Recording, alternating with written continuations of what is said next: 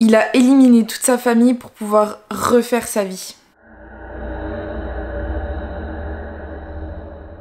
Qui est la famille Watts? Christopher et Shannon Watts sont ensemble depuis 2010. Ils se sont rencontrés sur un site de rencontre et ça a tout de suite été le coup de foudre. 2 ans seulement après, ils se marient et ils vont déménager au Colorado pour fonder leur famille et y vivre. Ensemble, ils vont avoir 2 enfants, Bella et Céleste. Vous verrez plus tard qu'au moment de sa mort, Shannon était enceinte de 15 semaines d'un petit garçon qu'ils auraient dû appeler Nico. En apparence, la famille Watts est la famille parfaite, américaine.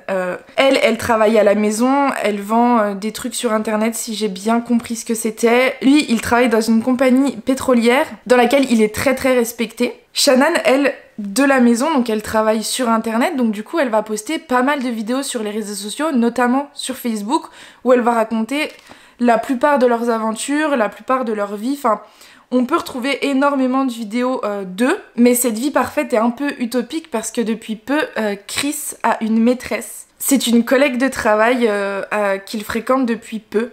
Et c'est à ce moment-là que tout va commencer à dégringoler dans leur couple. Shannon, elle est décrite par sa famille comme étant une mère poule, une mère très très attentionnée et un peu celle qui porte la culotte dans le cou. Alors que Chris, lui en revanche, ça va être le calme, celui qui va tempérer quand Shannon est un peu trop énervée, des choses comme ça, qui va ramener le calme dans toutes les situations. Dans toute cette vie parfaite, utopique comme je vous l'ai dit, il y a un autre petit problème, c'est que la belle famille de Shannon, donc la famille de Chris, ne peut pas la voir. Ils ne l'aiment pas. Ils disent qu'elle n'est pas assez bien pour Chris. Le couple de Shannon et de Chris va avoir de plus en plus de mal à communiquer. Durant un voyage en Caroline du Nord où Shannon est partie avec les 2 filles voir sa famille et voir la famille de Chris, il va avoir une petite dispute entre la belle-mère et Shannon. C'était l'anniversaire de Bella, il me semble, et Bella est allergique à pas mal de choses. Et la belle-mère de Shannon avait apporté un gâteau avec quelque chose à l'intérieur dont Bella était allergique. Elle a commencé à se disputer avec Shannon en disant à Chris que quand il viendrait la rejoindre la dernière semaine, il fallait absolument qu'elle lui en parle, que de toute façon sa mère n'était plus la bienvenue à l'anniversaire de Bella, donc qu'elle fêtait avec sa famille et de base la famille de Chris. Il y a eu une dispute comme ça où c'est un peu parti vraiment en cacahuète. Chris va lui dire oui ok je vais m'en occuper mais sans plus quoi. Pendant tout le séjour, Shannon elle va se sentir très très seule. Son mari la contacte très peu, dès qu'ils se parlent ils se disputent parce qu'il prend pas de nouvelles des filles, tout ça, elle lui fait plein de reproches du style ah mais moi je pensais qu'on allait te manquer, enfin plein de choses comme ça. Et elle va se confier à une de ses amies en disant que elle ne reconnaît plus son mari, qu'il n'est plus attentionné, qu'il n'est plus doux, qu'ils n'ont plus aucun rapport sexuel, enfin que c'est très très très compliqué. Pendant le mois où Shannon va être en Caroline du Sud, lui, Chris, va rester au Colorado pour travailler parce qu'il n'avait pas pu prendre ses congés à ce moment-là, sauf qu'en fait pendant tout ce temps, il va passer du temps avec Nicole, sa maîtresse. Ils vont sortir, se balader, faire plein de trucs faire plein de trucs de couple, prendre un tas de photos et ça c'est très important, enfin vraiment plein de trucs. C'est pour ça aussi qu'il n'a pas le temps de parler à Shannon, c'est parce qu'il est trop occupé avec sa maîtresse. À son retour de Caroline du Sud, Shannon va devoir partir 2-3 jours en Arizona pour une formation. Bella et Céleste, elles sont restées avec Chris à la maison parce qu'il y avait l'école et tout ça et que de toute façon elle ne pouvait pas les emmener avec elle en Arizona pour une formation du travail. Et c'est à partir de là que tout va basculer pour Shannon et les 2 filles. C'est le 13 août 2018 que Shannon va être accompagnée chez elle par sa collègue vers 2h du matin environ. Et c'est la dernière fois qu'on verra Shannon en vie.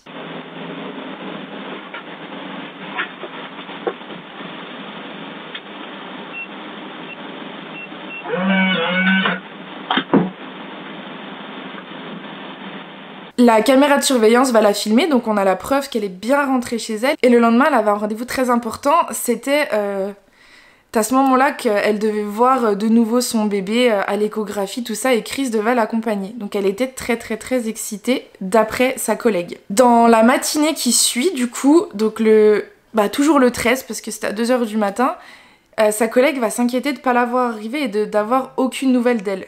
Shannon ne répond pas au téléphone, elle donne aucun signe de vie. Elle décide d'aller directement chez elle parce que pour sa collègue, ce n'est vraiment pas normal que Shannon ne donne aucun signe de vie. Personne n'est là, personne ne répond, Shannon, y a personne, Chris n'est pas là, enfin c'est désert. Elle décide d'appeler Chris en lui demandant où est Shannan, et Chris lui dit je sais pas, elle est peut-être allée voir une amie, j'arrive. Sauf que sa collègue entre-temps a appelé la police en disant que ce n'était vraiment pas normal. Hi. You're Nicole? Yes. Okay. What's going on? So my friend, we were out of town for a business trip this weekend. Right. And I dropped her off at 2 o'clock this morning. She's 15 weeks pregnant. And she wasn't feeling well. And she had a doctor's appointment this morning at 9. And I told her to let me know if she needed me to take her. She's got 2 little girls. And she was very distraught over the weekend, wasn't eating normally or drinking. And we kept trying to force it on her because she's pregnant. Mm-hmm. Her husband and her supposedly are separating. But she didn't know this. She thought they were just having issues. He disclosed that to me today. La police arrive sur les lieux, mais ils ne peuvent pas rentrer sans l'accord de Chris. Chris finit par arriver et leur donne l'autorisation de rentrer. Ce qu'ils font. Déjà, ils remarquent qu'il manque les draps des lits, des 2 filles et du lit parental. Chris ne donne pas forcément d'explication à ça, mais il a l'air très stressé, comme quelqu'un qui a quelque chose à se reprocher. Toutes les affaires perso de Shannan et des filles sont là, les vêtements, tout ça, donc ça ne peut pas vraiment être un départ précipité ou quelque chose comme ça. Tout est là, sauf le doudou des filles et les draps, comme je vous l'ai dit. Le voisin de Chris, qui lui a une caméra qui donne dans l'allée de Chris, va demander aux policiers de venir regarder les vidéos s'ils veulent pour savoir s'ils peuvent voir quelque chose. C'est vers 5 h du matin que sur les vidéos, on voit Chris en train de reculer son pick-up dans l'allée et en train de charger des choses dedans. Sans qu'on ne sache ce que c'est, parce que la caméra, elle est un peu de mauvaise qualité.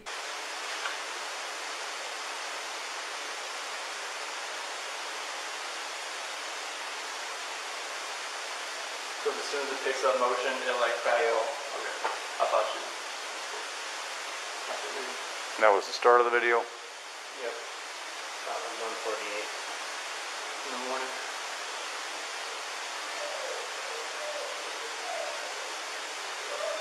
I didn't pick her up going into the house though? It didn't. Chris, il va juste dire qu'il avait eu besoin de reculer son pick-up pour mettre des trucs dedans parce qu'il y avait eu des vols récemment. Ça s'arrête là pour la vidéo, sauf que ils vont laisser Chris partir et le voisin va interpeller la police en disant il est pas normal, il a l'air stressé, d'habitude il parle pas beaucoup, là il parle trop, c'est vraiment pas normal, il y a un truc qui cloche. En même temps, au fil des jours, donc ça va jouer entre le 13 août et le 15 août, ça va être très rapide, Chris va faire des interviews à la télé où il va demander à sa femme de revenir avec les filles, machin, un peu à la Jonathan Daval, avec une petite larme qui coule par-ci par-là, mais bon, peu de gens y croient quand même. Et c'est le 15 août que Chris va tout avouer. Au bout de 6 heures seulement d'interrogatoire. La police sait déjà tout. Ils savent qu'il a une maîtresse alors que Chris dit qu'il n'en a pas. Je vous l'ai dit, ils ont pris beaucoup de photos et tout avait été enregistré sur iCloud, donc ils ont pu très vite retrouver tout ça. Il va aussi échouer au test de vérité, vous savez, avec le doigt là. Pareil, l'inspectrice va lui dire en fait, on sait, maintenant faut nous dire où elles sont. Enfin, elle va essayer d'aller dans son sens en disant voilà. Sauf que là, Chris, il fait un petit détournement et il va dire qu'il a défendu les filles parce que Shannan leur avait fait du mal. Il a essayé de lui faire porter le chapeau. Les inspecteurs sortent de la pièce, lui laissent un peu de temps. Lui, il veut parler avec son père. C'est là où il va dire à son père que Shannan avait fait du mal aux filles et qu'il a pris leur défense en tuant Shannan. Donc, il y a déjà un premier aveu, il a tué Shannan. Il lui fait porter le chapeau parce que c'est beaucoup plus simple pour lui. Sauf que la police ne va pas en croire un mot. Ils vont vraiment tout faire pour qu'il avoue les 3 meurtres, enfin 4 meurtres parce qu'il y avait aussi le bébé dans le ventre de Shannan. Et il finira par avouer, en expliquant ce qui s'est passé. Le soir, quand elle est rentrée à 2 h du matin de sa formation, ils ont couché ensemble. Puis, le lendemain matin, donc vers 5 h du matin, seulement 3 heures après, ils ont eu une discussion où Chris a avoué à Shannan qu'il ne l'aimait plus. Et soi-disant, d'après Chris, Shannan a commencé à vraiment s'énerver, il n'a pas su quoi faire et il a étranglé Shannan. D'après lui, elle ne s'est pas débattue, mais a commencé à prier. Ensuite, Bella est arrivée dans la pièce en disant papa, qu'est-ce qu'elle a maman? Et Chris a dit rien, elle dort, un truc comme ça. Il a ensuite transporté le corps de Shannan dans le drap jusque dans la voiture, puis a fait monter les 2 filles avec leur couverture et leur doudou. Il les a emmenées à son travail dans des citernes pétrolières, enfin des gros trucs. Il a enterré Shannan, puis il a étouffé Céleste et ensuite Bella. Puis les a mis dans les grosses citernes à pétrole, comme ça, sans pitié. Les inspecteurs lui ont demandé pourquoi il les avait tués alors qu'il voulait juste refaire sa vie et qu'un divorce aurait été moins grave. Il a jamais vraiment donné de réponse à ça. Le père de Shannan pense que Shannan dormait quand il l'a étranglée parce qu'il dit que sa fille avait un fort caractère et qu'elle ne se serait pas laissée faire comme ça et qu'elle n'aurait pas juste commencé à prier. Pour son procès, Chris a eu très peu de sentiments, enfin a montré très peu d'émotions. Il n'a pratiquement pas voulu parler pendant tout le procès. Il a juste dû plaidé coupable pour éviter la peine de mort et il a pris du coup perpétuité pour donc le meurtre de Shannan, le meurtre de Bella, le meurtre de Céleste et le meurtre de Nico, le bébé. En tout, il a été condamné à perpétuité. Ce qui est sûr, c'est qu'il ne sortira pas. En prison, aujourd'hui, il flirte avec beaucoup de femmes. Je vous en ai parlé un peu dans ma vidéo de libristophilie où il reçoit énormément de lettres, il flirte, enfin c'est pas normal de flirter avec quelqu'un comme ça. Et j'ai vu aussi récemment qu'il s'était fait péter la figure en prison pour ce qu'il avait fait. J'ai pas tout lu, mais j'ai vu qu'en gros ça se passait mal pour lui la prison, et ce n'est pas plus mal, même si je ne suis personne pour juger. Je sais que cette histoire est très connue et qu'on en entend souvent parler, mais il fallait que je vous en parle parce qu'elle m'a vraiment intéressée, je la connaissais aussi déjà d'avant. Dites-moi si vous la connaissiez et ce que vous en pensez. N'hésitez pas à vous abonner aussi et on se retrouve pour une prochaine vidéo.